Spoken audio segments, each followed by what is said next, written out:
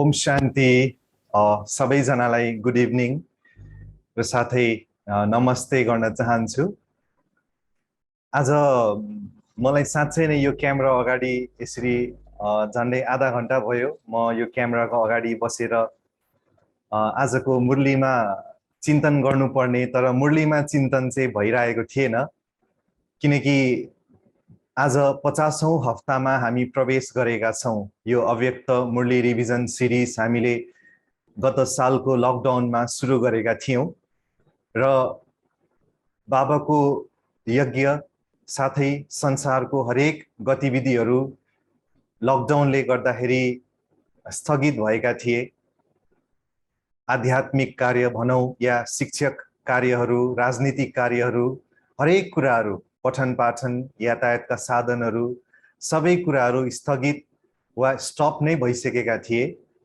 तसर्थ हामी सबैजनाको सङ्कल्पले गर्दाखेरि हामीले यो मिडिया सेवा सुरु गरेका थियौँ र त्यो सुरु गर्नुमा पनि एउटा सानो अनुभव मलाई यस्तो हुन्थ्यो कि जुन दिन सरकारी निकायबाट हामीलाई सूचना आयो र मधुबनबाट, हाम्रो काठमाडौँ हेडक्वार्टरबाट हामीलाई सूचना आयो कि अब हामीले सेन्टरहरू बन्द गर्नुपर्छ, कोरोना चारैतिर फैलिरहेको छ भन्ने त्यस्तो सूचना आइसके पश्चात हाम्रो आदरणीय गीता दिदीज्यूले मलाई विशेष क्लासमा गएर यो समाचार सुनाइदिनु भनेर भन्नुभएको थियो। मलाई अझै पनि त्यो दिन याद छ। मार्चको कुन मिति थियो मलाई त्यो स्पष्ट छैन, तर म त्यो स्टेजमा गएर मैले सबै हाम्रो विराटनगर तिनटोलियामा क्लास गर्नुहुने माताजी भाइजीहरूलाई हजुरहरू भोलिदेखि नआइदिनुहोस्, आजदेखि अब भोलिदेखि हाम्रो सेन्टर बन्द रहनेछ, कोरोनाले गर्दाखेरि आफ्नो सुरक्षा र हजुरहरूको सुरक्षाको लागि हामीले यो सरकारी तथा हाम्रो हेडक्वार्टरबाट आएको सूचनालाई हामीले मध्यनजर राखेर यसलाई निभाउँदैछौँ भनेर भन्दाखेरि साँच्चै मेरो आँखाभरि आँसु आएको थियो। त्यतिखेर बाबाको ज्ञान त हामीलाई छ कि भविष्यमा हामी सबै घरबाट बाहिर निस्किन पाउँदैनौँ, झ्याल ढोका पनि खोल्न पाउँदैनौँ, सबै आधारहरू टुट्नेछन् भनेर हामीले अनेकौँ मुरलीमाहरू सुनिरहेका थियौँ। तर अचानक मैले बाबाकै त्यो महावाक्यहरू मेरै मुखले चाहिँ क्लासमा गएर त्यसरी सुनाउनु पर्छ भन्ने मैले कदापि त्यसरी सङ्कल्प पनि गरेको थिइनँ। र केही दिनसम्म त यस्तो बिरान हुन्थ्यो, जुन हलमा 100 जना भन्दा माथि दैनिक मुरली सुन्न आउनुहुन्थ्यो हजुरहरू। भोलिदेखि यसो हेर्दा हामी आश्रममा बस्ने दिदीज्यूहरू भाइजीहरू 10-12 जना 15 जना यसो चारैतिर हेर्नु पर्थ्यो, सुनसान त्यो हल। अनि एक प्रकारको कस्तो विरक्त लागेर आएको थियो। केही दिनसम्म त अस्तव्यस्त थियौँ हामी सबैजना। एउटा रमणीकताको जुन वातावरण त्यहाँ थियो त्यो सबै बन्द भइसकेको थियो। भोग लाग्दा पनि हामी सुरुमै जान्थ्यौँ, अरू बेला हामी आश्रममा बस्नेहरू लास्टमा गएर टिका लाउँथ्यौँ, तर भोग लाग्दा हामी सुरुमै हुन्थ्यौँ। ब्रह्मा भोजनहरू पनि केही हुँदैन थियो, कुनै कार्यक्रमहरू हुँदैन थियो। र पछि पछि केही समयपछि जब बाबाका बच्चाहरूलाई हामीले देख्थ्यौँ, हाम्रो सेन्टरको कम्पाउन्ड बाहिर उहाँहरू आउनुहुन्थ्यो र त्यो गेटबाट यस्तो तन्किएर चाहिँ साइलेन्स रुमतर्फ हेर्नुहुन्थ्यो। बाबाको रुम खुल्ला छ भने बाहिरैबाट बाबाको दर्शन गरौँ कि भनेर आश गर्नुहुन्थ्यो, किनकि हामीले बाहिर नोटिस पनि राखेका थियौँ कि आउँदो सूचना नआइन्जेलसम्म हजुरहरू कृपया गेटभित्र प्रवेश नगरिदिनु होला भनेर एकदम स्ट्रिक्टली नै हामीले त्यो नियमलाई पालना गरेका थियौँ। पछि पछि भाइजीहरू माताजीहरू आउनुहुन्थ्यो, यस्तो म छतबाट हेर्थेँ, मलाई यति दुःख लाग्थ्यो, यति माया लाग्थ्यो कि उहाँहरूको लागि यो पुरुषार्थ कस्तो भइरहेको होला। उहाँहरू घरमा बसिरहनु भएको छ, उहाँहरूको सम्बन्धीहरू आफन्तजनहरूले सहयोग गरेका छन् कि छैनन्, उहाँहरूले जुन धारणा गरिरहनु भएको थियो उहाँहरूको धारणा पक्का छन् कि छैनन्, खानपान शुद्ध कायम छ कि छैन, जुन उहाँहरूलाई सेन्टरमा आएपछि एउटा शक्ति मिल्थ्यो, दृष्टि मिल्थ्यो, एउटा गाइडेन्स मिल्थ्यो, के उहाँहरूलाई घरमा बसेर मिलेको छ कि छैन भन्ने त्यस्तो मनमा सङ्कल्प आउँथ्यो। र आफूलाई पनि म हेर्थेँ, धन्न मेरो त अति नै ठुलो सौभाग्य, अथवा भनौँ हामी सेन्टरमा बस्नेहरूको त अति नै ठुलो सौभाग्य रहेको छ कि हामीलाई यो अवस्थाबाट गुज्रिनु परेन। तर बाबाका कति बच्चाहरूलाई धेरै गाह्रो भएको हामीले महसुस गरेका थियौँ। र बाहिरबाट आउनुहुन्थ्यो, भाइजी टोली दिनु, प्लिज आँगनसम्म जानु दिनु, साइलेन्स रुममा पस्न दिनु, बाबालाई भेट्न मन छ भनेर एकदमै गुहार गर्नुहुन्थ्यो। एकदमै रिक्वेस्ट गर्नुहुन्थ्यो र कतिजनालाई बाहिरबाटै हामी टोली दिन्थ्यौँ र त्यो सबै भइसकेपछि हामीले चाहिँ अनि यो जुमको सेवा सुरु गरेका थियौँ। मलाई याद छ हामी विशेष दिपेन भाइजी, म र हाम्रो गीता दिदीज्यू, शङ्कर भाइजी, अजय भाइजी, श्याम भाइजी, रेणु दिदी, वृन्दा दिदी, या सम्पूर्ण जतिजना हुनुहुन्छ हाम्रो आश्रममा रहनेहरू, उहाँहरू सबैजनाले आफ्नो सम्पर्कमा भएका बाबाका बच्चाहरूलाई यसरी कल गर्नुभएको थियो र जुम आइडीबाट यसरी हामीले मुरलीहरू सुनाउँदैछौँ, अव्यक्त मुरली रिभिजन क्लास सुरु भएको थियो भन्ने त्यसरी हामीले यो सेवा सुरु गरेका थियौँ। र सुरुमा त 40-50 जना पार्टिसिपेन्ट्स हुन्थ्यो भने आज लगभग अहिले नै हेर्नुहोस् न 214 जना पुगिसकेका छन् र समग्रमा हेर्नु पर्दाखेरि झन्डै बाबाका 100औं जना बाबाका बच्चाहरू यसरी जुट्न थाले र हुँदा सबैजना पहिलाकै जस्तो पुरुषार्थी स्वरूप बन्न थाले। एउटा हामीलाई बाबाले यो आदत बनाइदिनु भयो, किनकि हामी मलाई लाग्छ यो जुम सुरु हुनुभन्दा पहिला अर्थात् कोरोना सुरु हुनुभन्दा पहिला हाम्रो जुन एउटा जीवनशैली थियो, जुन हाम्रो एउटा दिनचर्या थियो, त्यो दिनचर्यामा हामी यति एउटा चाहिँ नि डिपेन्डेन्ट भएका थियौँ, आधार हामीले बनाएका थियौँ। अचानक यसरी कोरोना काल सुरु भएर जब हामी एउटै स्थानमा बस्नको लागि बाध्य भयौँ तब हाम्रो आधार सबै टुटेको थियो र सायद बाबाले या ड्रामाले पनि यो चेक गर्नुभएको थियो होला कि मेरा बच्चाहरू कतिको शक्तिशाली बनेका छन् त। भविष्यको दिनमा त यो जुम सुम केही पनि त हुँदैन हैन, यो क्यामेरा हुँदैन, यो माइक हुँदैन, ल्यापटप हुँदैन, केही पनि हुँदैन, इभन मुरली पनि हुँदैन। बाबाले त भन्नुहुन्छ केही पनि हुँदैन।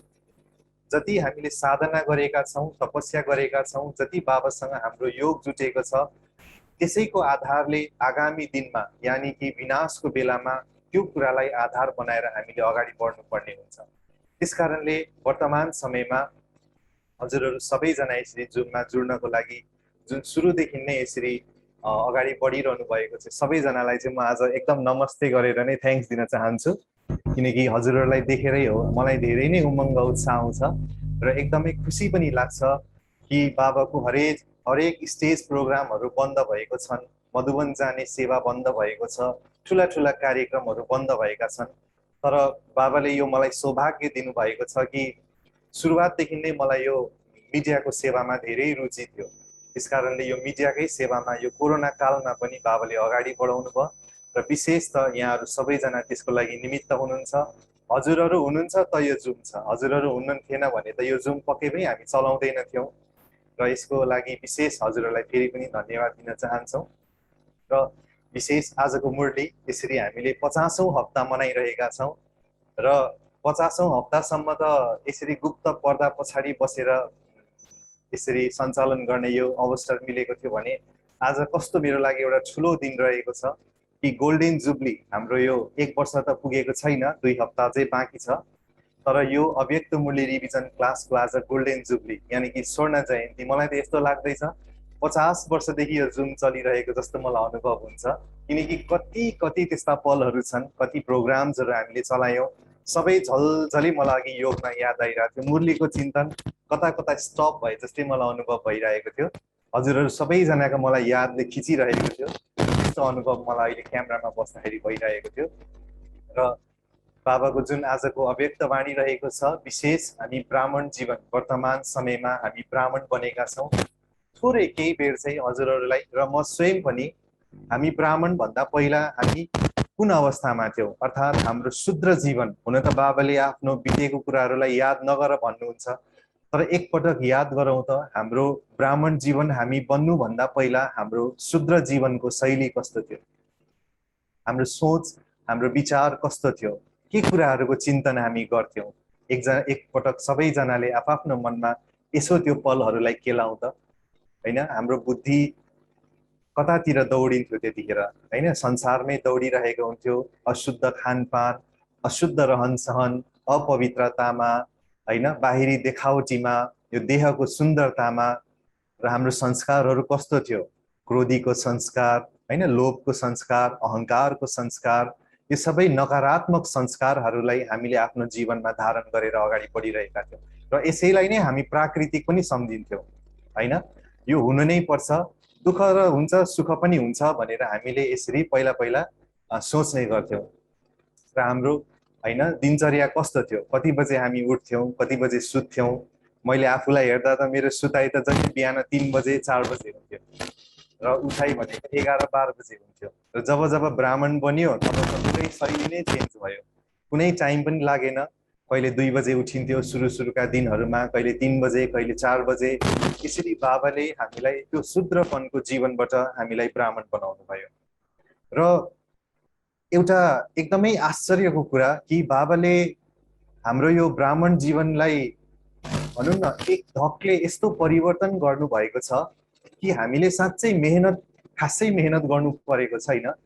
किनकि हजुरहरू सबैजना जतिजना यहाँ हुनुहुन्छ अहिले, जतिजना हुनुहुन्छ उहाँ हजुरहरूले सोच्नु होला, हामी जुन दिन हामीले कोर्स गरेका थियौँ र आजको दिनसम्म होइन हाम्रो जीवनको अधिकतम परिवर्तन हामीले खासै त्यसमा मेहनत गर्नु परेको छ जस्तो मलाई चाहिँ लाग्दैन। किनकि बाबाले कोर्स गरेको सुरुको दिनदेखि नै यस्तो हामीलाई समात्नु भएको छ, यस्तो पकड्नु भएको छ। त्यो बाबाको प्रेम, त्यो बाबाको कृपा भनौँ, त्यो बाबाको आशीर्वाद भनौँ होइन। त्यो एउटा गाना छ नि कि चरणों में जगह मागी थी हमें दिल में बसा दिया, होइन। हामी त भक्ति मार्गमा या शूद्रपनको जीवनमा भगवानको दर्शन गर्न जाँदाखेरि हामीले भगवानसँग तिमीलाई तिम्रो चरणमा मलाई राख, तिम्रो चरणको धुल मलाई स्पर्श गर्न देऊ भनेर हामी सोच्थ्यौँ भने बाबाले हामीलाई ब्राह्मण बनाएदेखिको यस्तो मजाले पालना दिनुभएको छ। बडोबाट हाम्रो यो ब्राह्मण परिवारबाट यति सहायता गर्नुभएको छ। हाम्रो हरेक दिनचर्या, हाम्रो संस्कारहरू अटोमेटिक चेन्ज भएको हामीले महसुस भएको छ। हामीले कुनै प्रकारको मेहनत गर्नु परेको छैन। त्यसैले पनि होला यो ब्राह्मण जीवन अति नै उत्कृष्ट गायन गरिएको छ। जुन चोटीको जीवन होइन, ब्राह्मणलाई चोटी देखाइन्छ। यो पुरा कल्पमा ब्राह्मण जुन हामी बनेका छौँ त्यो अति नै उत्कृष्ट एउटा वर्गमा हामीले जन्म लिएका छौँ। र यसैको आधारमा बाबाले 15 मार्चमा सन् 1988मा यो मुरली चलाउनु भएको थियो। सन् 1988 15 मार्चमा त होइन, अब आजभन्दा लगभग 33-34 वर्ष अगाडिको यो मुरली रहेको छ। तर यसो विचार गर्दाखेरि बाबाले यो मुरलीमा एउटा मात्रै मुरलीको समायोजन यो रहेको छैन। मैले अलिकति मनन चिन्तन गर्दाखेरि यसो लाग्छ कि सबै मुरलीहरूलाई बाबाले समायोजन गरेर आजको यो मुरलीलाई बनाउनु भएको छ। किनकि यसमा आफूलाई आत्मा सम्झ, बाबालाई याद गर, यो पुरुषार्थ गर, त्यो पुरुषार्थ गर्ने भन्ने त्यस्तो चाहिँ यहाँ यो वाक्यहरू देखिँदैन। के देखिन्छ भने हामीलाई बाबाले यो मुरलीमा हाम्रो जिम्मेवारीको, कर्तव्यको बोध गराउनु भएको छ। हामी ब्राह्मण त बन्यौँ, हामी ईश्वरीय विद्यार्थी त बन्यौँ, हामी खुदाई खिदमतगार त बन्यौँ होइन। यो जन्म हामीले प्राप्त गर्यौँ। त यो जन्म प्राप्त गरे पश्चात हामीले हाम्रो कर्तव्य के रहेछ त? न केवल हाम्रो परिवर्तन, यो विश्वलाई परिवर्तन त्यति मात्रै नभएर आउँदो भविष्यको सम्पूर्ण 5000 वर्षको कल्पको एउटा तस्विर बनाउनको लागि बाबाले हामीलाई यो यति उत्कृष्ट, यति श्रेष्ठ यो ज्ञान दिनुभएको छ। त्यसकारणले यो मुरलीमा बाबाले यति धेरै टाइटलको हामीलाई स्मरण गराउनु भएको छ। हामी यो हेर्दै जान्छौँ। र विशेष 2 दिन अगाडि बाबाको यो मुरली चलेको थियो। 2 दिन अगाडि शिक्षक दिवस रहेको थियो होइन। सबैजनाले पक्कै पनि मनाउनु भयो होला। बाबा जब धरतीमा आउनुभयो, न केवल हाम्रो परम पिता परमात्मा बनेर आउनुभयो, बल्कि हाम्रो परम शिक्षक, परम सद्गुरु, परम साथी होइन, साजन बनेर, एउटा खुदा दोस्त बनेर अनेकौं सम्बन्धहरू हामीलाई गाँच्नको लागि, सिकाउनको लागि बाबा आउनु भएको छ। त्यसकारणले परम शिक्षक यस्तो श्रेष्ठ ज्ञान दिएर बाबाले हामीलाई होइन लाभान्वित गर्दै हुनुहुन्छ। त्यसैको यादगारमा हामीले शिक्षक दिवस मनाएका छौँ होइन। पहिलो त यहीँबाट झल्किन्छ कि यही समयको यादगार रहेछ जुन भक्ति मार्गमा चलिरहेको छ होइन। एक दिनलाई हामी शिक्षकहरूलाई याद गर्छौँ। त्यसकारणले परम शिक्षक हाम्रो ब्रह्मा बाबा, आदरणीय दादीजीहरू, दिदीजीहरू, भाइजीहरू र लौकिक स्तरमा रहनुहुने शिक्षकहरू, घर घरमा रहनुहुने माताजी पिताजीहरू, एक प्रकारले हजुरहरू पनि त शिक्षक हुनुहुन्छ। आफ्ना बच्चाहरूलाई सिकाउनुहुन्छ, पढाउनुहुन्छ, हरेक मर्यादाको कुराहरू, डिसिप्लिनको कुराहरू सिकाउनुहुन्छ। र यसरी हामी सबैजनाले यो शिक्षक दिवस मनायौँ। र आज फेरि अर्को कस्तो सौभाग्यको यो दिवस रहेको छ होइन। बुवाको मुख हेर्ने दिन, फादर्स डे भनेर भनिन्छ। त आज हामी सबैजनाले बाबाको मुख हेऱ्यौँ, अमृत बेला नै, साथै आफ्नो लौकिक पिताको पनि मुख हेऱ्यौँ। र मुख हेर्नुमा न स्थूल रूपमा त हामीले सधैँ हेरि नै रहेका हुन्छौँ, तर एउटा जुन हामीले सम्मान प्रकट गर्नुपर्ने हो कि 5000 वर्षको चक्रमा भगवान यो बेलामा धरतीमा आएर हामीसँग मिल्दै हुनुहुन्छ, हाम्रो पिता भएर। जुन भक्ति मार्गदेखि अनेकौं जन्मदेखि हजारौं वर्षदेखि हामीले पुकारिरहेका थियौं, मठ मन्दिर गयौं, पूजा गर्यौं, आराधना गर्यौं, जप गर्यौं, तप गर्यौं, गंगा स्नान गर्यौं, चारधाम गयौं, हैन, कति दान पुण्य गर्यौं, तर पनि परमात्माको मिलन भएको थिएन। त्यो परम पिताबाट हामी बिछोडिएका थियौं। तर अहिलेको समयमा परम पिता परमात्माले हामीमाथि यति ठुलो कृपा गर्नुभएको छ कि कल्पको एक पटक हाम्रो लागि यहाँ मिलन मनाउन आउनु भएको छ। र त्यसैको यादगारमा यो फादर्स डे पनि मनाइने गरिन्छ। त्यसकारणले आज हामीले बाबालाई पनि याद गर्दैछौँ र साथै आज धेरै नै यो पर्वै पर्वको दिवस रहेको जस्तै मलाई अनुभव भइरहेको छ। र आजै यो क्यामेराको अगाडि यसरी प्रत्यक्ष हुन पाउँदाखेरि मलाई अलिकति एक्साइटमेन्ट पनि छ। तर बाबाले यो सेवाको एउटा मौका दिनुभएको छ। आफ्नो मनमा भएको विचारहरू, आफ्नो केही चिन्तनको कुराहरू हजुरहरू समक्ष पस्किनको लागि मलाई बाबाले एउटा यो मौका दिनुभएको छ।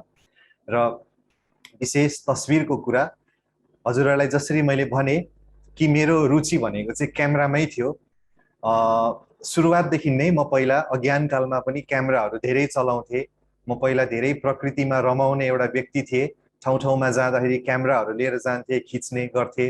र मलाई केही आइडिया पनि सुरुवातदेखि नै थियो कि क्यामेराले हामीले तस्विर खिच्दाखेरि के कुरामा ध्यान पुर्याउनु पर्छ त, हैन। कहिलेकाहीँ म माताजी पिताजीहरूलाई हेर्छु, क्यामेरा यसो हातमा लिनुहुन्छ अनि त्यो क्यामेराको बटन त्यत्तिकै थिचिदिनुहुन्छ क्या हल्लाउँदै। अनि पछि गएर क्यामेराको त्यो पिक्चर हेर्दाखेरि कति मधुर आउँछन्, कतिको टाउको काटिएको आएको हुन्छ, कतिको ब्लर भिजन भएको हुन्छ, हैन। फ्ल्यास लाइट अन गर्न बिर्सिन्छन्। त एउटा जुन एउटा उहाँहरू उमङ्ग उत्साहमा खिच्नुहुन्छ, तर कहिलेकाहीँ त्यो तस्विरहरू पुरा बिग्रिसकेको हुन्छ।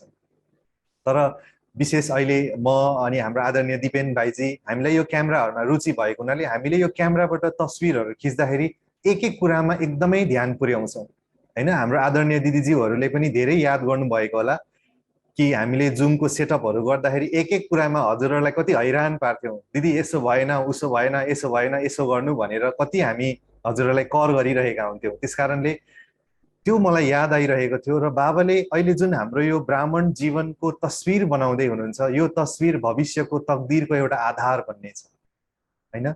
यो कति ठुलो बाबाले एउटा मौका दिनुभएको छ कि अहिले हामीले आफ्नो तस्विर जस्तो बनाउँछौँ सम्पूर्ण कल्पभरिको लागि, आधा कल्पको लागि मात्रै होइन तर पुरा कल्पभरिको लागि यो भविष्य नयाँ दुनियाँको चाहिँ एउटा तकदिर बन्ने छ, एउटा फ्रेम बन्ने छ। त्यसकारणले बाबाले यो मुरलीमा हाम्रो जिम्मेवारीको, हाम्रो कर्तव्यको बोध यसरी गराउनु भएको छ, त्यसको बारेमा हामी चर्चा गर्नेछौँ। र आज हामी तस्विरहरू खिच्दाखेरि सर्वप्रथम त एउटा फ्रेम हेर्छौँ, होइन। त्यो फ्रेममा अट्छ कि अट्दैन, कतिको ब्याक जानुपर्छ, कतिको फ्रन्ट जानुपर्छ, हाम्रो कपालको, हाम्रो मस्तक र विशेष गरेर आँखा, होइन। तस्विर खिच्दाखेरि सबैभन्दा आकर्षक भाग भनेको चाहिँ यो आँखा हुन्छ कि।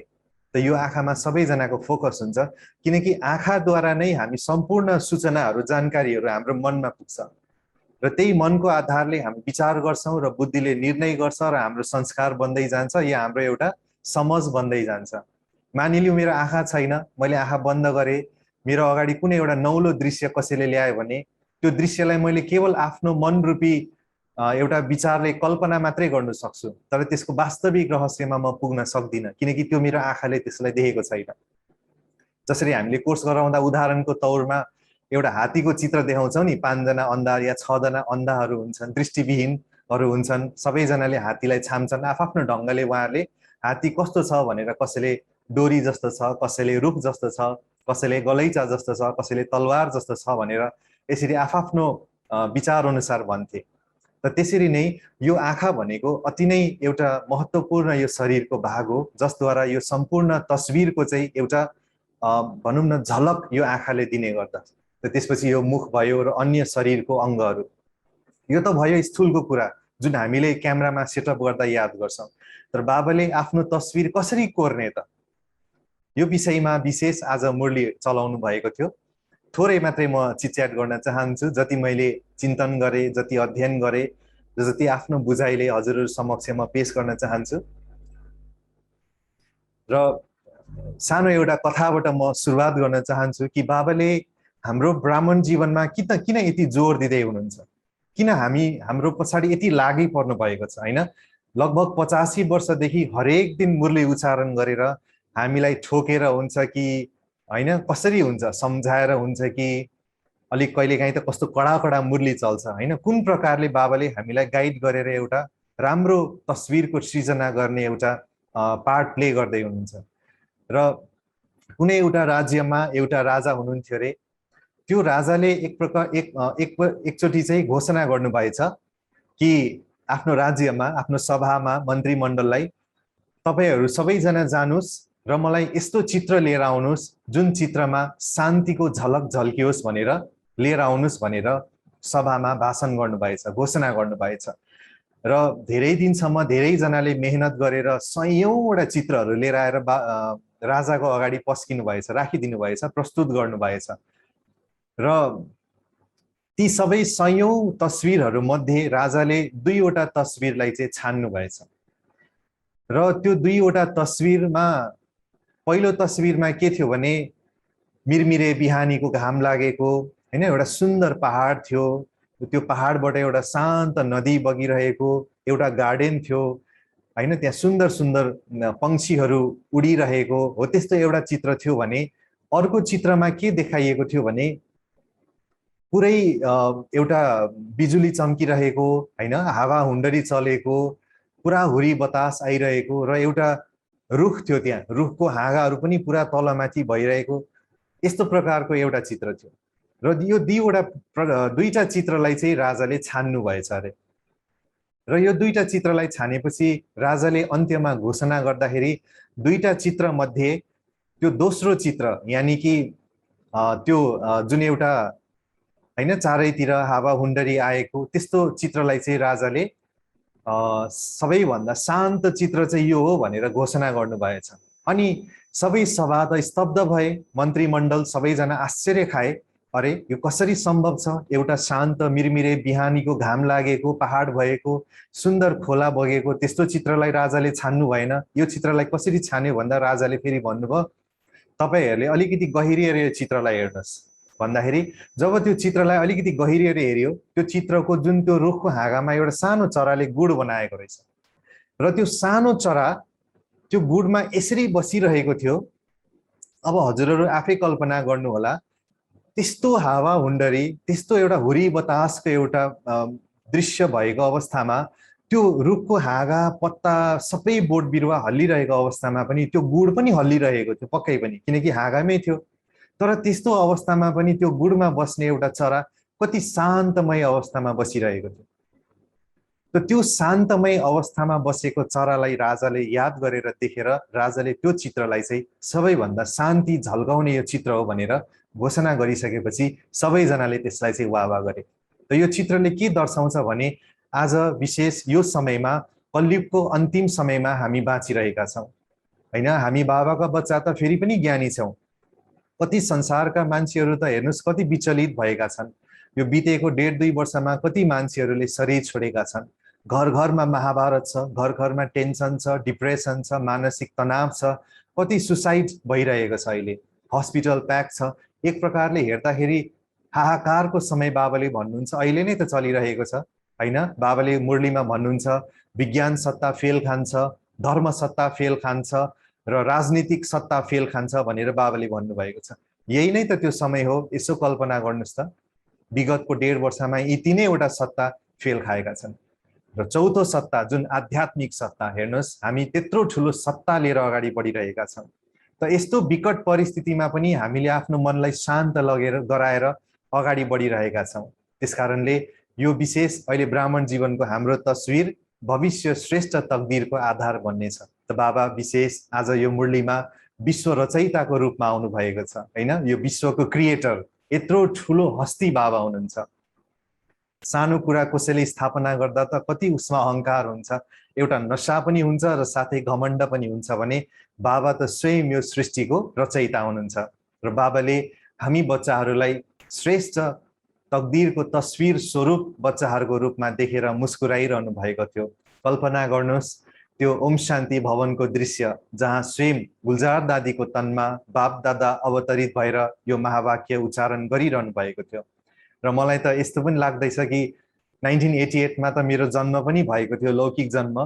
र सायद त्यतिखेर यो बाबाले मुरली चलाउँदा कता कता एकदम डिप भिजुअलाइज गर्दा या डिप चिन्तन गर्दाखेरि मै पो त्यो स्थानमा थिएँ कि के थाहा, म पनि त्यो हलमा बसेर मुरली सुनिरहेको थिएँ कि भन्ने पनि लाग्थ्यो। त्यस्तो अनुभव हुन्छ किनकि त्यतिखेर मेरो लौकिक जन्म भएको थिएन, कता कता त्यस्तो एउटा चल्छ दिमागमा पनि।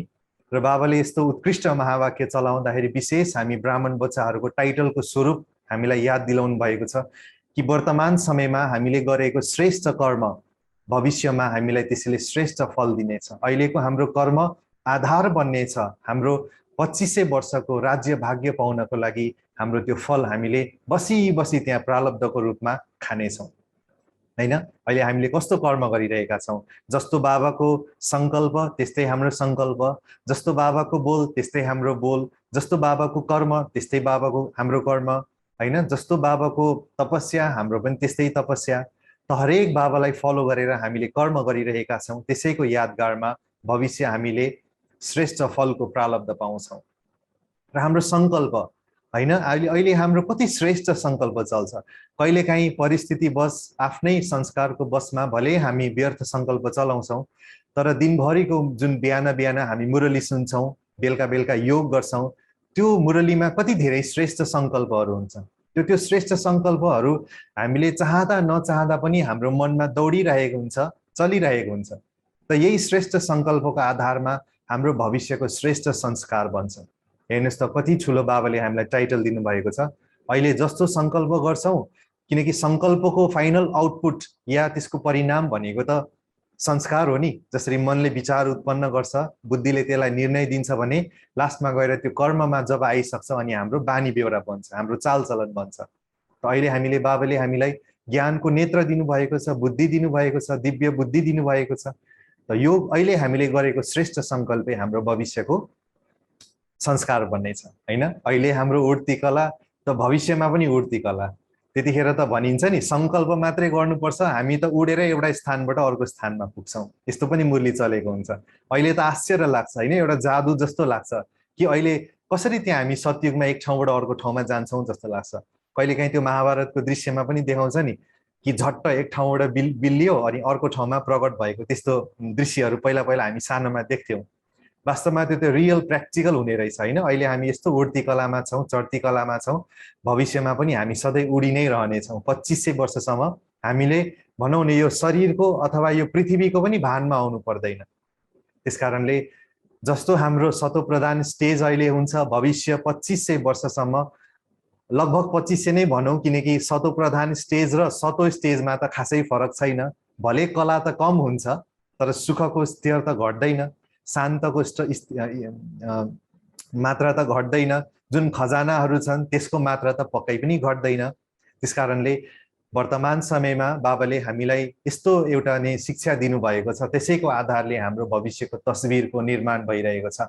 र अगाडि बढौँ, बाबाले विशेष भन्नुभएको थियो कि ब्राह्मणहरू जुन जुन स्टेजबाट पार हुन्छन्, भविष्य पनि अथवा नयाँ दुनियाँ पनि यो विश्व पनि त्यही स्टेजमा पार हुँदै जान्छ हैन। हाम्रो जस्तो अवस्था हुन्छ भविष्यको पनि त्यस्तै अवस्था। र मलाई लाग्थ्यो कहिलेकाहीँ हामी ब्राह्मण चल्दा चल्दै हैन, कहिलेकाहीँ परिस्थितिवश धेरै हामीलाई परीक्षाहरू आउँछन् र एउटा संकल्प मलाई अघि मात्रै चिन्तन गर्दा आयो, हामी ब्राह्मण चल्दैछौँ अनेक स्टेजबाट पार भइरहेका छौँ।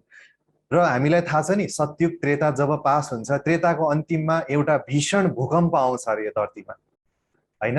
पुरा ठुलो भूकम्प आउँछ अरे, पुरा यो महाखण्ड चाहिँ 7 वटा महाखण्डमा विभाजन हुन्छ अरे, भित्रको सबै माटोहरू त्यो ढुङ्गाहरू बाहिर निस्केर पहाडको एउटा रूप लिन्छन् भनेर भन्थ्यो।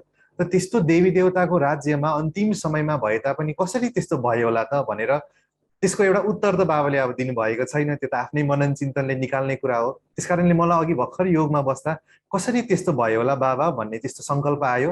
र मलाई लाग्छ अहिले नै हामी जुन स्टेजमा पार गर्छौँ, कहिलेकाहीँ हाम्रो जीवनमा त भूकम्प आइरहेको हुन्छ नि हैन। भले त्यसलाई हामी कहिलेकाहीँ देखाउँदैनौँ या दबाएर हिँड्छौँ या त्यसलाई विजय प्राप्त गर्छौँ, तर केही समय युद्ध त पक्कै पनि चल्छ नि। त्यसकारणले यही स्टेजको सायद यादगार होला भविष्यमा, त्यत्रो धेरै एउटा प्राकृतिक प्रकोपहरू आउने हाम्रै स्टेजको एउटा यादगार होला। र राम्रो स्टेज पनि छ, त्यसैले भविष्यको राम्रो स्टेजको पनि यादगार छ हैन। जसरी अहिले हामी श्रेष्ठ बनेका छौँ, भविष्य पनि श्रेष्ठ। अहिले हामीले बदलिरहेका छौँ आफूलाई, त भविष्य पनि बदलिरहेको छ। र बाबाले विशेष भन्नुभयो अर्को प्याराग्राफमा कि बाबासँग हाम्रो विशेष पाठ चलिरहेको छ हैन। कत्रो ठुलो हाम्रो यो एउटा कलियुगको अन्त्यमा आएर जबकि यो धरती परिवर्तन भइरहेको छ, कलियुगबाट सत्युग आइरहेको छ, बीचको सङ्गम युगको घडी एकछिन हामी सोचौँ त हैन। बाबा आजभन्दा 85 वर्ष अगाडि आउनुभयो, ब्राह्मण धर्म रच्नुभयो, ब्रह्मा बाबा दादीजीहरू यज्ञ थियो, मधुबन आयो, मुरली आयो हैन, विभिन्न गीतहरू आयो, ब्रह्मा भोजन आयो, टोली आयो, प्रसाद आयो, अनेक कार्यक्रमहरू आयो हैन। यो सङ्गम युगको पाठ कति विचित्र रहेको छ। तर अहिले हेर्नुहोस् त, आदिकालमा जसरी बिस्तारै त्यो पाठहरू सुरु भएको थियो, अहिले अन्तिम समयमा त्यो सबै पाठहरू फेरि फेरि विलीन हुँदै गइरहेको छ, हराउँदै गइरहेको छ। अहिले त केही पनि छैन, हरेक जुमबाट भइरहेको छ। इभन आजकल त श्रद्धाञ्जली कार्यक्रम पनि हामी के गर्छौँ, जुमबाट दिइरहेका छौँ हैन। झण्डोत्तोलन कार्यक्रम पनि जुमबाट, झाँकी देखाउनु छ त पनि जुमबाट। त्यस कारणले यो बाबासँगको हाम्रो विचित्र यस्तो श्रेष्ठ पाठ अलि चलिरहेको छ, यो पाठलाई हामीले सधैँभर कल्पना गरिराखौँ। कहिलेकाहीँ मलाई योगमा पहिला पहिला बस्दा यस्तो अनुभव हुन्थ्यो, यस्तो गहिरो योग लाग्थ्यो, साँच्चै थपक्क उठेर त्यो घडीको सुईलाई यसो बन्द गरिदिउँ या त ब्याट्री झिकिदिउँ जस्तो त्यस्तो महसुस मलाई हुन्थ्यो। यति गहिरो योग लाग्थ्यो। बाबा यो सङ्गमको घडीहरू कहिले नबितोस्, सत्युग चाहिँदैन, सत्युग एकदमै फिका छ, त्यहाँ के छ र, केही पनि छैन। अहिले त हाम्रो सुरुवात, दिनको सुरुवात नै बाबाको यादबाट हुन्छ हैन। मुरली यस्तो श्रेष्ठ महावाक्यहरू भित्रबाट यस्तो अतीन्द्रिय सुख, यस्तो श्रेष्ठ नशा हामीलाई बाबाले चढाउनुहुन्छ, त्यो सबै कहाँ त्यहाँ पाउँछ र हैन। बाबाको यादमा हामी भोजन अर्पण गर्छौँ, ब्रह्मा भोजन पाक्छ, टोलीहरू बन्छन्, एकअर्काको दृष्टि हामी लिन्छौँ हैन। मधुबन भूमि याद गर्नुहोस् त, कति 1.5-2 वर्ष भइसक्यो हामी मधुबन जान पाएका छैनौँ। त भविष्यमा त्यस्तो कुनै स्थान छ र हामीलाई त्यस्तो तरिकाले खिच्ने छैन नि पक्कै पनि। त्यस कारणले यो मधुबन भूमि जो जिता जाप्ता स्वर्ग हो अहिले हाम्रो। हामी त बाबाको बच्चा कति गइरहेका हुन्छौँ, तर कतिजना हैन जो बाबाको बन्नेवाला भविष्यको ब्रह्मा कुमार कुमारीहरूले नै एकपटकको यात्रामा नै अनुभव गर्छन् कि मधुबन स्वर्ग हो। त्यस कारणले भगवानसँग हाम्रो विशेष यस्तो विचित्र पाठ चलिरहेको छ र बाबाको सहयोगमा हामीले यो पुरानो दुनियाँलाई परिवर्तन गरिरहेका छौँ। बाबाले थप मुरलीमा भन्नुभयो, अनेक जन्म बाबाको सहयोगी बनेर विशेष मुक्ति, जीवन मुक्ति देखाउने हामी निमित्त बनेका छौँ। आत्माहरूलाई कता हामी मुक्तिमा पुर्याउँछौँ, कति आत्माहरूलाई बाबाको सन्देश दिएर, धारणा गराएर, पालना गरेर हामी जीवन मुक्तिमा लैजान्छौँ। कति आत्माहरूलाई उहाँहरूको कामना पुरा गरेर हैन, बाबा समान कामधेनुको पाठ बाबाले यो टाइटल दिनुभएको छ, कामधेनु हैन, बाबा समान कामधेनु। कति आत्माहरूको इच्छा हामीले पुरा गर्छौँ, किनकि हामी अहिले वर्तमान समयमा इच्छा मात्रम अविद्या स्वरूपमा टिकेका छौँ। इच्छा मात्रम अविद्या चेक गरौँ त, अहिले पनि अब हामीलाई कुनै इच्छा छ यो संसारबाट? हाम्रो त आधार नै हो वैराग्य वृत्तिको। हामीलाई यो संसारको कुनै पनि चिजले हामीलाई खिच्न सक्दैन हैन। जसरी बाबाले मुरलीमा भन्नुभएको छ नि, आजको मुरलीमा यो अव्यक्तवाणीको लास्टमा प्रश्न उत्तरमा भन्नुभएको छ हैन, सहज योग बन्ने विधि के हो त? सहज योगी बन्ने विधि त एक बाबालाई आफ्नो संसार बनाउनु। तर हाम्रो त संसार कहाँ थियो त? हाम्रो बुद्धि कहाँ थियो? यही दुनियाँमा भट्किरहेको थियो हैन। अनेक खानपान, रहनसहन, यसको वैभवहरूमा, वस्तुहरूमा, व्यक्तिहरूमा, यतैतिर हाम्रो बुद्धि भट्किरहेको थियो। तर बाबा जब हामीलाई मिल्नुभयो, बाबा नै एक संसार, अब त्यही संसार नै हाम्रो बुद्धिमा घुमिरहेको हुन्छ। कतै हामी जङ्गल जानुपर्छ त? पर्दैन, किनकि बुद्धिमा जे घुमिरहेको छ त्यही कुरा नै हाम्रो संसार हुन्छ। उदाहरणको लागि कतिजनाले प्रेम गर्नु भएको छ कि छैन हैन? प्रेम र प्रेमी र प्रेमिकाको उदाहरणमा पनि त्यस्तो देखाइन्छ। हरदम हरदम उसैको याद मात्रै आइरहेको हुन्छ। खाँदा, डुल्दा, हिँड्दा, बस्दा, हरेक क्रियाकलापमा उसैको मात्रै याद भइरहेको हुन्छ। त्यसकारणले बाबा नै हाम्रो संसार हो हैन। त यस्तो विचित्र पाठ बाबाले हाम्रो यो अहिले मौका दिनुभएको छ। हामीले बाबालाई नै एक संसार बनाएर अगाडि हिँडिरहेका छौँ। कति आत्माहरूलाई मुक्ति, जीवन मुक्ति हैन, इच्छा मात्र अविद्याको स्थितिमा टिकेर अनेक आत्माहरूलाई, इभन भक्ति मार्गमा चल्ने आत्माहरूलाई अनेक जन्मको भक्तहरूलाई पनि र साथसाथै जीवन मुक्त स्थितिमा रहने आत्माहरूलाई आधा कल्पसम्मलाई हामी इच्छाबाट हामी मुक्त गराउँछौँ हैन। 2500 वर्षसम्म त हामीलाई कुनै प्रकारको इच्छा रहँदैन नि सत्युग र त्रेतामा। तर त्यसको आधार के हो त? अहिले नै हो। अहिले हामी इच्छाबाट मुक्त रहन्छौँ, तब हामी भविष्यमा इच्छा मात्र अविद्या या इच्छाहरूबाट सबैलाई मुक्त गराउन सक्छौँ। र बाबाले विशेष हामीलाई यति धेरै खजानाहरू दिनुभएको छ, जुन खजानाहरू एउटा यस्तो भण्डार बाबाले हामीलाई दिनुभएको छ, हाम्रो झोली कहिले पनि खाली रहँदैन। नम्बरवारता छन् हैन, कतिले कतिसँग बाबासँग कसरी लिने त, कति मात्रामा लिने त्यो त अब नम्बरवार भर्नुपर्छ। कतिले पुरुषार्थ गर्छन्, कतिले गर्दैनन्। तर एक रीतिले हेर्ने हो भने भक्ति मार्गमा त हामीले देवी देवताहरूलाई भनौँ न एउटा मन्दिरहरूलाई अब त्यसरी लुटेका थियौँ। एउटा भक्तिको सामग्रीहरू, शास्त्रहरू लुट्यौँ, भक्तिको सामग्रीहरू लुट्यौँ, परम्परालाई लुट्यौँ भने अहिले त स्वयं भगवान धरतीमा आएर हामीलाई बच्चे मलाई लुट, म तिम्रो अगाडि हाजिर छु भनेर बाबाले भन्नुभएको छ भने हाम्रो झोली त पक्कै पनि भरि नै रहेको छ। तर कहिलेकाहीँ हामी त्यसको विस्मृति स्वरूपमा बस्छौँ, यादै हुँदैन। त्यो सबै थोक भित्रै छ, तर पनि कहिलेकाहीँ बाहिरतिर हाम्रो दृष्टि गइरहेको हुन्छ, बाहिरै खोजिरहेका हुन्छौँ। अनि जब लास्टमा हार खान्छौँ, कतैबाट केही मिल्दैन, अनि लास्टमा गएर बाबा मद्दत करो भनेर भन्नुहुन्छ। इस कारणले बाबाले मुरलीमा चलाउनु भएको थियो नि, बच्चे यदि कोही समस्या आए तो क्या करो, मन से बाबा को याद करो, बोलाउनु रे, बाबालाई आह्वान गर्नु रे, बाबा मेरो साथी, मेरो हैन खुदा दोस्त आउनुहोस्, मलाई मदद गर्नुहोस्। तो बाबा भी क्या है, बंधा हुआ है, बाबा भी मदद करने के लिए बंधा हुआ है। इस कारणले बाबाको यो सबै खजानाहरूबाट हामी भरपूर बनेका छौँ। र यस्तो कुनै घडी छैन, यदि साँच्चै नै हामी दिलबाट मनबाट आपत परेको बेलामा मात्रै होइन, हरेक क्रियाकलापमा, हरेक कर्ममा हामीले बाबालाई मनबाट बाबा आउनुहोस् आउनुहोस् आउनुहोस् भनेर अगाडि बाप दादाको चित्रलाई याद गर्छौँ, इमर्ज गर्छौँ भने यस्तो कुनै पनि क्रियाकलाप छैनन् जो कि असफल होस्। सायद कतिजना माताजी भाइजीहरूले अनुभव गर्नुभएको छ हैन। यो अनुभव सुनाउँदा त आज 1 घण्टाले पुग्दैन। र बाबाले विशेष हामीलाई प्राप्ति स्वरूप, सम्पन्न स्वरूप आत्माको टाइटल दिनुभएको छ। जसरी बाबा लाइट हाउस माइट हाउस हुनुहुन्छ, हामी पनि आत्माहरू लाइट हाउस माइट हाउस हौँ। हामी लाइट हाउस बनेर अनेकौं आत्माहरूलाई आफ्नो मन्जिलसम्म पुर्याउनको लागि निमित्त बनेका छौँ। र माइट हाउस हैन, हामी कति शक्तिशाली छौँ याद गरौँ त। अहिले आत्माहरू कता गइरहेका छन्? कि त भगवानतिर जान्छन्, कि त ब्रह्मा कुमारीतिर आइरहेका छन् हैन। ब्रह्मा कुमारीको ज्ञान पनि सिद्ध हुने तरिका कस्तो छ अहिले हेर्नुहोस् त। सबैजनाले न्युजमा त पक्कै पनि हेरिरहनु भएको होला। पहिला त सेवाद्वारा बाबाको ज्ञान प्रत्यक्ष हुन्थ्यो भने अहिले त हालमा के भइरहेको छ, हरेक न्युज च्यानलले ब्रह्मा कुमारीको विधि विधान कस्तो रहेको छ भनेर हरेक न्युज च्यानलले भारतवर्षमा दिइरहेका छन्। यो त एकदमै आश्चर्यको कुरा हो हैन। बाबाको बच्चाहरू भले राम्रा बच्चाहरूले शरीर छोडिरहेका छन्, त्यसको दुःख मर्म त हामी सबैजनालाई छ, तर यसरी पनि सेवा भइरहेको रहेछ त।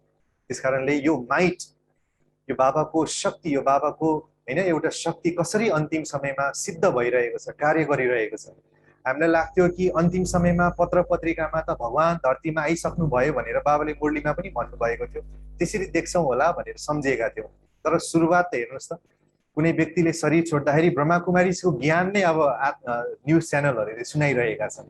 त्यसकारणले त्यो आत्माले कत्रो ठुलो भाग्य बनाएर जानुभएको छ।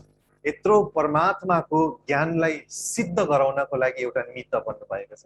त्यसकारणले हामी बाबाको लाइट हाउस माइट हाउस बच्चाहरू हौँ हैन। अशान्तिको लहरवाला आत्माहरू भविष्यमा आउनेछन् हामीद्वारा शान्तिको किरणहरू लिनको लागि। यसो एकछिन आँखा बन्द गरेर मनन गरौँ त।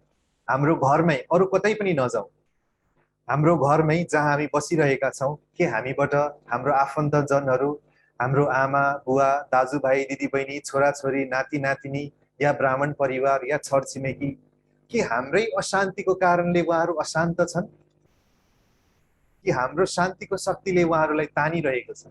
एकपटक हामी आफै भिजुअलाइज गरौँ त। किनकि बाबाले भन्नुभएको छ हामी बसेको, बाबाको बच्चाहरू बसेको हरेक स्थान एसिलम बन्ने छ।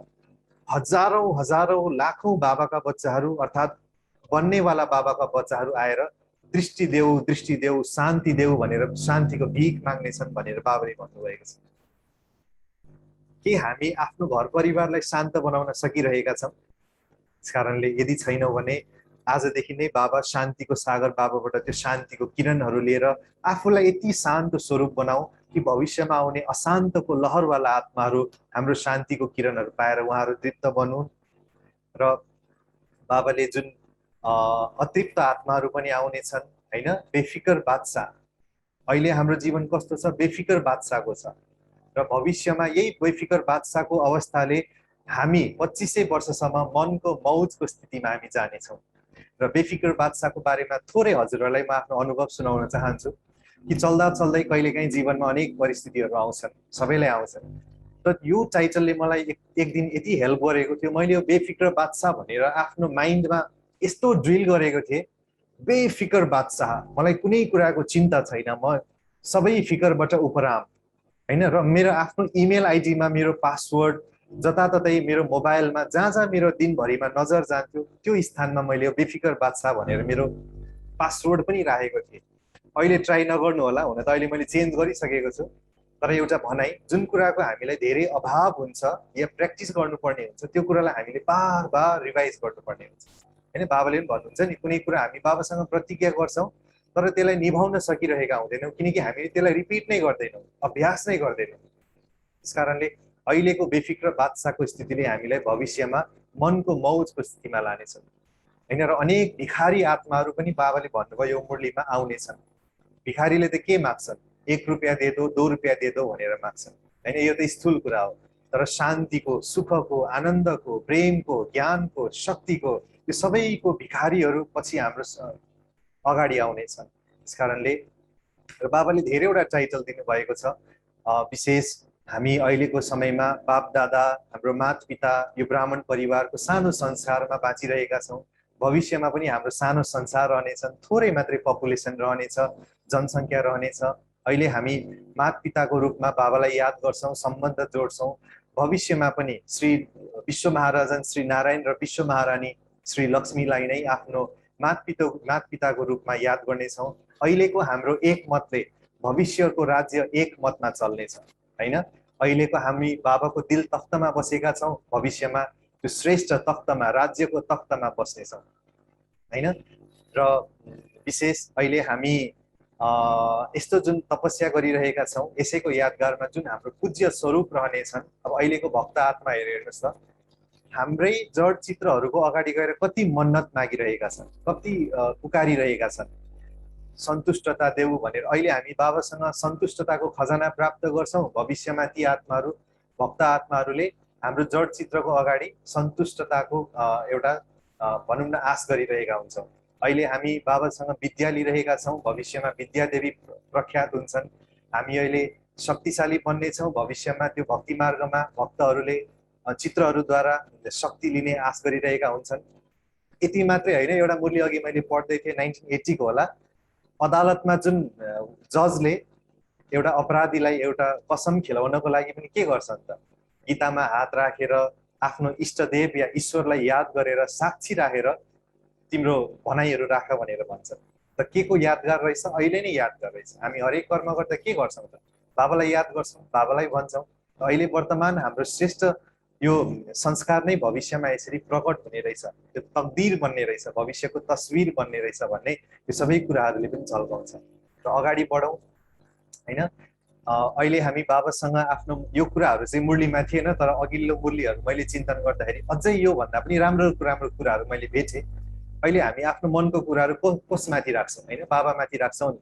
हामीले राम्रो कर्म गऱ्यौँ, नराम्रो कर्म गऱ्यौँ, जस्तो कर्म गरे तापनि हामी बाबाको अगाडि भन्छौँ, आत्माहरूको अगाडि भन्दैनौँ। र अहिले पनि भक्ति मार्गमा के गर्छन्? सुटुक्क मन्दिरमा जान्छन् र आफ्नो कुराहरू त्यो मन्दिरको देवी देवताको अगाडि राख्छन्। बाहिर दुनियाँमा त के भन्छन्? म महान हो, म ज्ञानी हो, म राम्रो हो भनेर भन्छन्। तर आफ्नो वास्तविक स्वरूप के गर्छन्? भगवानको अगाडि राख्छन्। के भन्छन्? म कामी हो, कपटी हो, लोभी हो भनेर यसरी राख्छन्। अहिलेको यादगार नै भविष्यमा त्यसरी यादगार बन्छन् हैन। विशेष बाबाले यसरी आफ्नो महावाक्यहरू उच्चारण गर्नुभएको थियो। र आफ्नो तकदीरको तस्विर अथवा ब्राह्मण जीवनको अहिलेको तस्विर हामीले कसरी कोरिरहेका छौँ? हामीले कतै दोषी त बनाएका छैनौँ कि मेरो तस्बिर यस्तो बनेको छैन, त्यस्तो बनेको छैन। कतिजनालाई हामीले एउटा उल्हना दिइरहेका छौँ कि फलानुले गर्दाखेरि मेरो उन्नति भएको छैन। र बाबाले के भन्नुभएको छ यो मुरलीमा, अरे दिनेवाला त बाप दादा हो नि। एउटा तस्बिर बनाउनको लागि हामीलाई जुन स्थूल कुराहरूको आवश्यकता पर्छ, त्यस्तै गरेर बाप दादाले हामीलाई हरेक सामग्रीहरू दिनुभएको छ। ज्ञान, गुण, शक्ति हरेक खजानाले सम्पन्न गर्नुभएको छ। त्यसकारणले त्यत्रो मेटेरियलहरू पाउँदा पाउँदा पनि हामीले आफ्नो तस्बिर बनाउन सकिरहेका हुन्छौँ, भइरहेका छैनौँ जुन बाबाको भनाइअनुसार। र अरू आत्माहरूलाई त्यसको एउटा चाहिँ नि दोष दिइरहेका हुन्छौँ कि फलानाले गर्दाखेरि मेरो तस्बिर बनिरहेको छैन। त्यसकारणले बाबाले के भन्नु मुरलीमा एउटा यो आन्सर दिनुभएको छ कि वर्तमान ब्राह्मण जीवनको तस्बिर कसरी श्रेष्ठ बनाउने भन्दाखेरि बाबाद्वारा मिलेको सामग्रीहरू, ज्ञान, गुण, शक्तिको खजानाहरूलाई उपयोग गर्ने होइन, र अरूलाई उल्हना नदिने होइन। फलानुले गर्दा मैले तस्बिर कोर्न पाइनँ भन्ने त हाम्रो बहाना मात्रै हो। त्यस कारणले बाबाले विशेष यो मुरलीमा यतिसम्म पनि भन्नुभयो कि अहिले त रिजल्ट आउट भएको छैन, अहिले त फेरि पनि टु लेटको बोर्ड लागेको छैन। तर भविष्यमा र अहिले पनि कतिजना बाबाको बच्चाहरूले पक्कै पनि हामीले देखेका छौँ टु लेटको बोर्ड नलाग्दा आउट भइसक्यो, रिजल्ट आउट नहुँदा हुँदा पनि आउट भइसकेका छन् भनेर बाबाले भन्नुभयो होइन। त कति आत्माहरू अब आफ्नो पाठ अनुसार गए पनि होइन। र बाबाले विशेष पर्सनल मुलाकातमा एउटा यति राम्रो शब्द उच्चारण गर्नुभएको थियो। र समय पनि पुरा हुँदैछ, धेरै थोक भन्नु छ र सकेसम्म म धेरै कुराहरू अझै राख्ने एउटा प्रयास गर्छु। बाबाले विशेष पर्सनल मुलाकातमा हामीलाई भन्नुभएको थियो कि बाबाको श्रेष्ठ मतको हात हाम्रो शिरमाथि छ होइन। यो भनेको कत्रो ठुलो महावाक्य हो, श्रेष्ठ मतको हात हाम्रो शिरमाथि छ। त्यस कारणले हामीले कुनै पनि क्रियाकलाप, कुनै पनि कर्म या सेवा गर्दाखेरि त्यो सेवा हुआ ही पढा है भनेर बाबाले भन्नुभएको छ। कहिले पनि त्यो असफल हुन्छ होला त हामी सोचौँ त, अरे भगवानको हात हाम्रो शिरमाथि छ। बाबाले यतिसम्म भन्नुभएको छ। बाबाले डबल विदेशीसँग मुलाकात गर्दाखेरि यस्तो भन्नुभएको छ कि कुनै न कुनै आत्मालाई टच गराएर म त्यो कार्य सिद्ध गराउँछु, तर तिमीले सेवा गर्दाखेरि सच्चा दिल राख, साफ दिल राख। सच्चा दिल, साफ दिल राखेर तिमीले कुनै पनि सेवा गर्छौ भने त्यो कार्य सिद्ध भएरै छाड्छ। भगवानको कार्य असफल हुनै सक्दैन, किनकि स्वयं परमात्माको हात हाम्रो शिरमाथि उहाँले बाबाले हामीलाई राखिदिनु भएको छ। र डबल विदेशीहरू होइन, त्यस्तो स्थानमा बसेर पनि बाबाको कति लगनशील आत्माहरू, उहाँहरूले आफ्नो धर्म छोड्नुभयो, रसम रिवाज छोड्नुभयो, खानपान छोड्नुभयो, भाषा छोड्नुभयो, स्थान छोड्नुभयो, कपडा छोड्नुभयो, सबै एउटा भारतवर्षको आधारले उहाँहरू चल्दै हुनुहुन्छ। त्यस कारणले बाबाले प्राय हरेक अव्यक्तवाणीमा डबल विदेशीहरूसँग मुलाकात गर्नुहुन्छ। यो मुरलीको सबैभन्दा विशेष पोइन्ट भनेको एउटा रहेको छ, मनको थकावट होइन। बाबाले भन्नुभयो नि कि तन थाक्छ, तन थाक्दाखेरि कहिलेकाहीँ मन पनि थाकिरहेको हुन्छ। तनको थकावटको आधार नै मन रहेको छ, र मन थाक्दाखेरि स्वतः नै तन पनि थाक्छ। तर बाबाले यो पनि भन्नुभयो, यदि तिम्रो मन खुसी छ तनको थकावट सबै हराएर जान्छ होइन। र यो मनको थकावट सबैजनालाई भएको छ, र मलाई पनि केही समय अगाडि भएको थियो मनको थकावट। एउटा जुन हामी सेवाको जङ्गलबाट बाहिरियौँ यो कोरोना कालमा, र त्यत्तिकै खाली रूपमा बसेका थियौँ र मन थाकिसकेको थियो, किनकि अभ्यास थिएन। सेवा बिना हामीले ब्राह्मण जीवनलाई कसरी अगाडि बढाउने त, यो अभ्यास थिएन हामीसँग। त्यस कारणले पनि यो एउटा कोरोना काल हामी ब्राह्मणहरूलाई अगाडि बढाउनको लागि एउटा आधार बनेको छ। यसमा पनि कल्याण लुकेको मलाई अहिले आएर फिल हुँदैछ, किनकि त्यतिखेर यदि मन थाकेको थिएन भने हामीले यो सेवा पक्कै पनि गर्दैनौँ। त यो जुमको सेवा आयो, हजुरहरू यतिजनाको दुआ विशेष मलाई मिलिरहेको छ। मलाई त एकदमै यो आभास हुन्छ कि बाबाको जुन ब्रह्मा बाबाले जब शरीर छोड्नु भएको थियो 1969 18 जनवरीको पहिलो महावाक्य अव्यक्तवाणीमा बाबाले भन्नुभएको थियो, सबैभन्दा अगाडि जाने पुरुषार्थमा लास्ट सो फास्ट हुने, फास्ट सो फर्स्ट हुने एउटा आधार बाबाले दुईटा आधार बताउनु भएको थियो, जसमा पहिलो आधार रहेको छ दुवा दो और दुवा लो। र मलाई यो प्र्याक्टिकलमा यस्तो फिल हुन्छ, पर्दा पछाडि बसेर होस् र या आज प्रत्यक्ष भएर होस्, यहाँहरू सबैजनाको यस्तो दुवा मलाई मिलेको छ होइन। बाबाले यो जुमको मार्फतले यसरी दुवा दिइरहनु भएको छ। त्यस कारणले मनको थकावट दूर गर्नको लागि सबैभन्दा सर्टकट साधन भनेको हामीले आफूभित्र भएको हरेक कुराहरू आफ्नो भनौँ न सङ्गतमा रहनुहुने आत्माहरूलाई हामीले दिइरहनु पर्ने हुन्छ। के कुराको आवश्यकता छ। र त्यो समयमा मैले एउटा विशेष सेवा गरेको थिएँ। जुन आत्माको याद आउँछ त्यो आत्मालाई तुरन्त कल लाउने, किनकि अहिले पनि मलाई विशेष हिजै मात्रै अनुभव भएको थियो, धेरै अनुभव हुन्छ।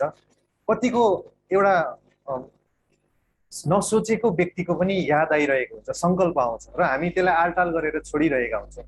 तर बाबाले जुन यो मुरलीमा भन्नुभयो नि, कुनै न कुनै विशेष आत्मालाई म टच गराउँछु र त्यो सेवालाई अगाडि बढाउँछु भनेर यो विशेष डबल विदेशीलाई भन्दाखेरि बाबाले भन्नुभएको छ। र मलाई यस्तो अनुभव हुन्छ, हजुरहरूले पनि ट्राई गर्नु होला। कसैको पनि याद आउँछ नि, तुरन्त त्यो व्यक्तिलाई फोन गरेर के छ कसो छ भनेर भन्नु होला। र साँच्चै नै यो सबै गर्दाखेरि हामीलाई दुवा मिल्छ र हाम्रो यो तनको थकावट दूर भएर जान्छ। र अर्को एउटा विधि हजुरहरूलाई म सेयर गर्न चाहन्छु, आफूभित्रको भएको त्यो शक्तिलाई आह्वान गर्नुहोस्।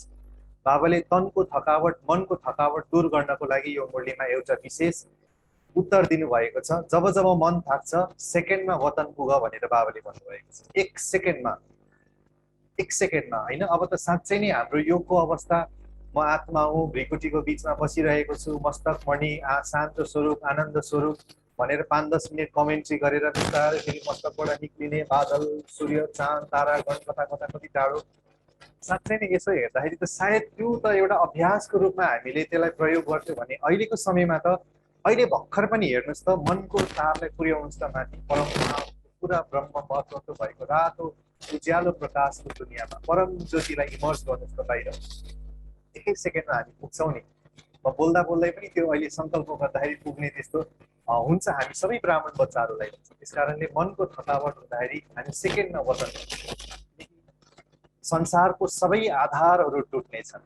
हामीले अनेक जन्म महात्माहरूको आश गर्यौँ, धर्मात्माहरूको आश गर्यौँ, आत्माहरूको आश गर्यौँ, हेल्प माग्यौँ, मद्दत माग्यौँ, तर कहिले पनि मद्दत मिलेन। स्वयं परमात्मा हामीलाई मद्दत गर्न आउनु भएको छ।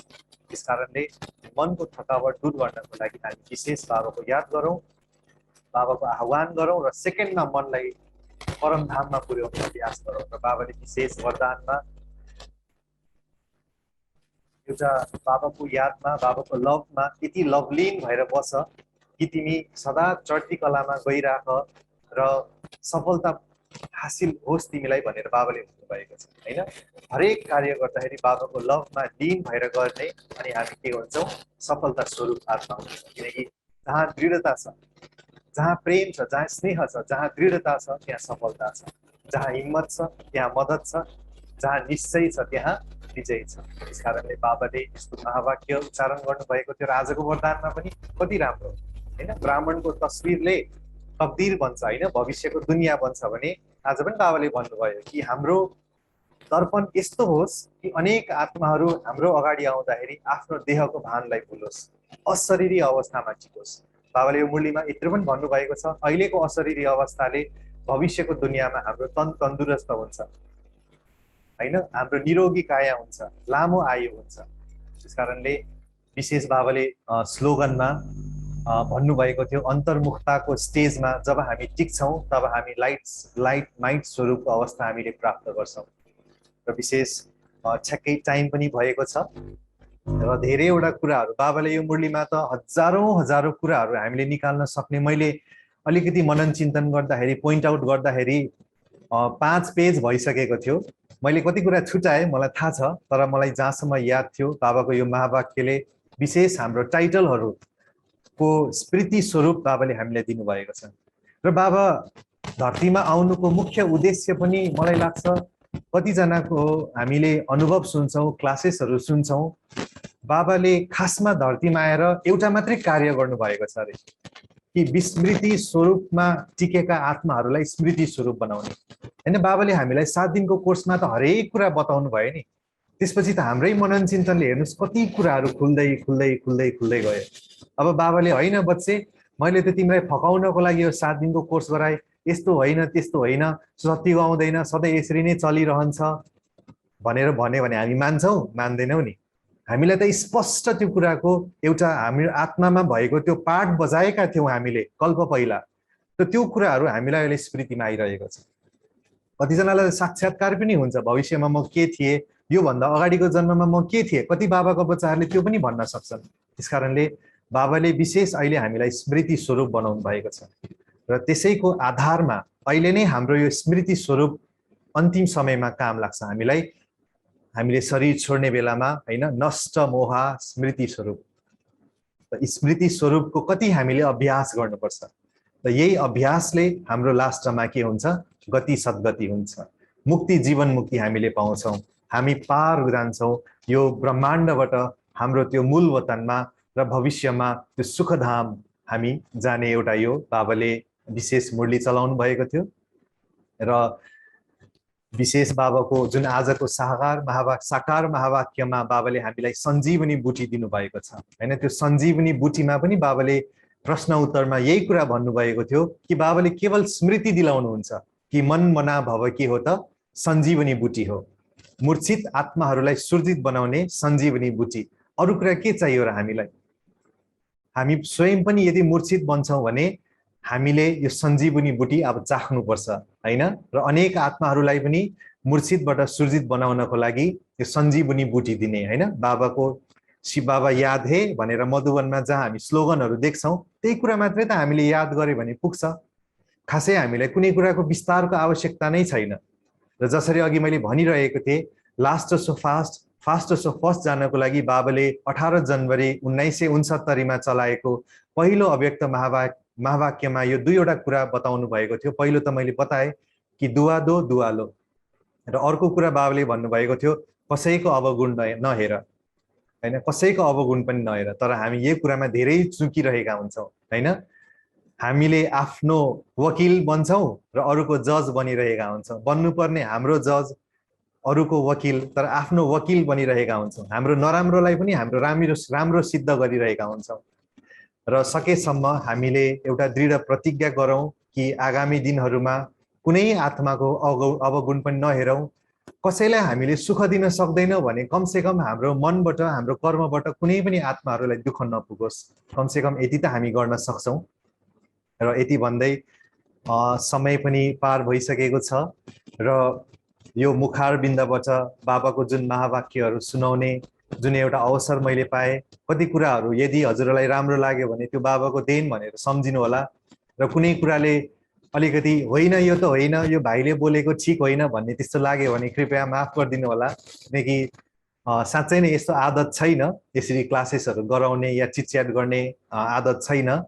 र विशेष प्राण प्यारे बापदादा तथा आदरणीय गीता दिदीज्यूलाई पनि म धेरै धेरै धन्यवाद दिन चाहन्छु। र विशेष हाम्रो माताजी पिताजीहरूलाई त कुन शब्दले धन्यवाद गरौँ। हजुरहरू साँच्चै हजुरहरू हुनुहुन्छ त अहिले यो क्यामेरा छ, यो जुम छ। हजुरहरू हुनुहुन्न भने त यो जुम पनि पक्कै पनि हुँदैन। र जुम मात्रै होइन, यज्ञलाई चलाउने आधार मूर्त नै हजुरहरू हुनुहुन्छ। जसरी बाबाले यो मुरलीमा भन्नुभयो नि कि हामी ब्राह्मण आत्माहरू कल्प वृक्षको फाउन्डेसन हौ, हामी जडमा छौँ, त्यसैले आधा कल्प हाम्रो साम्राज्य अचल अडोल रूपमा चल्छ। त्यस्तै अहिलेको सङ्गम युग 100 वर्षको यो सङ्गम युग चल्ने आधार के हो त? हजुरहरू हुनुहुन्छ। हजुरहरू छ त यो सेन्टर छ। हजुरहरू हुनु नभएको भए यो सेन्टर पक्कै पनि हुँदैन थियो। हजुरहरूले लौकिक र अलौकिकलाई यसरी ब्यालेन्स गरेर चलिरहनु भएको छ। साँच्चै नै हजुरहरू धेरै नै डबल पुरुषार्थी हुनुहुन्छ। हामीलाई त के छ र, हामी त सेन्टरमा बस्छौँ, राम्रो राम्रो खाना पाइरहेको छ, सेवा अलिअलि गर्छौँ, खासै त्यस्तो पुरुषार्थ पनि गर्नुपर्ने आवश्यकता हुँदैन। तर हजुरहरू हेर्नुहोस् त, त्यो माहौलमा बसेर त्यो एउटा जुन भनौँ न, एउटा जुन यो कलियुगी संसारमा बसेर पनि आफूलाई त्यो किचडभन्दा माथि उठाएर राखिरहनु भएको छ, कमल फुल समान। कति पुरुषार्थ गरिरहनु परेको छ। यो त मलाई पनि आभास हुन्छ, अनुभव हुन्छ कि कतिलाई धारणा गर्न अप्ठ्यारो भइरहेको होला। त्यसैले बाबाले यो जुमलाई एउटा माध्यम बनाएर हामी सबै बाबाका बच्चाहरूलाई एकजुट बनाउनको लागि हामीलाई आह्वान गर्नुभयो र मद्दत पुर्याउनु भयो। हजुरहरू सम्पूर्णलाई धन्यवाद छ। हाम्रो आदरणीय दिदीज्यूहरू सबैजनाको नाम त मलाई याद छ, तर लिँदा पनि टाइम लाग्छ, कसैको छुटपुट पनि हुनसक्छ। त्यसकारणले समग्र रूपमा विशेष हाम्रो आदरणीय दिदीज्यूहरू, सेन्टर सञ्चालक दिदीज्यूहरू, साना साना दिदीज्यू बहिनीज्यूहरू, भाइजीहरू र साथै मधुवनबाट पनि हाम्रो आदरणीय वीरेन्द्र भाइजी, बालाजी भाइजी, सुशील भाइजी, देवेन्द्र भाइजी, लक्ष्मण भाइजी, दीपक भाइजी, जतिजनाको हामीले क्लासेसहरू सुन्यौँ, सबैजना मधुवन निवासी भाइजीहरूलाई पनि धेरै धेरै कृतज्ञता अर्पण गर्न चाहन्छु। र हजुरहरू सबैजनाको पुरुषार्थ अगाडि बढिरहोस् कुनै प्रकारको त्यस्तो सेवा मैले हजुरहरूलाई यदि गर्नुपर्ने छ भने निर्धक्क भएर भन्नुहोला, म सदा सेवाको लागि हाजिर छु र कहिले पनि मन नथाकोस्। हामी बाबाको बच्चाहरू यति शक्तिशाली छौँ, हामीले केवल आफू भित्रमा भएको एउटा आह्वान गरौँ। म 1 मिनेट अब बोलेर आजको क्लास छोड्ने छु। कहिले पनि मन थाक्छ भने बाबाको चित्र अगाडि जानु होला, बाबाको चित्र अगाडि गएर आफूलाई हनुमानको स्वरूपमा प्रकट गर्नु होला। मैले हरेक क्लासमा यो भन्ने गरेको छु किनकि यो मेरो प्र्याक्टिकल जीवनको अनुभव हो। आफूलाई हनुमानको रूपमा, आफूलाई कुनै देवीको रूपमा, कुनै देवताको रूपमा, कुनै शक्तिको रूपमा हजुरहरूले आफूलाई नै हेर्नु होला र यो संकल्प गर्नु होला कि संसारमा गायन गरिएको हनुमान अरु हनुमान होइन, मै हो त्यो हनुमान। मेरो छातीभित्र रामको वास छ, मेरो हरेक अङ्ग अङ्गमा परमात्माको वास छ। हुन त भगवान सर्वव्यापी हुनुहुन्न, तर मेरो रग रगमा भगवानको प्रेमको वास छ। भगवानले मलाई अगाडि बढाइरहनु भएको छ। म पवनपुत्र हनुमान होइन, बजरङ्ग बली, एक औँलीले सारा गोवर्धन पर्वत उठाउने म त्यस्तो महान शक्तिशाली बजरङ्ग बली हो भने यो साना तिना झिना मसिना कुराहरूले मलाई किन रोक्न सक्छ र? त यस्तो मैले एकचोटि अनुभव गरेको थिएँ। त्यो दिनदेखि मैले आफूमा यति परिवर्तन पाएँ, मेरो भित्रको ऊर्जाहरू यसरी बाहिर निस्किँदै गयो। जुन 5औं एउटा विल पावरको संस्कार हुन्छ हाम्रो आत्मामा, त्यो संस्कार निक्लिँदै बाहिर गइरहेको थियो। हजुरहरूले त्यो ट्राई गर्नु होला। कुनै पनि समस्या परिस्थिति आउँछ भने बाबाको अगाडि जानुहोस्, आफूलाई बजरङ्ग बली बनाउनुहोस् हैन। लामो पुच्छरले यो सारा कलियुगी रूपी लङ्कालाई म भस्म गर्दैछु र आउँदो दुनियाँमा म बाबाले मलाई यस्तो दुनियाँमा लैजाँदै हुनुहुन्छ जहाँ 2500 वर्षसम्म रावणको नाम निशान हुने छैन। यसरी आफूले आफूलाई भिजुअलाइज गर्नु होला। ओम शान्ति। Thank you.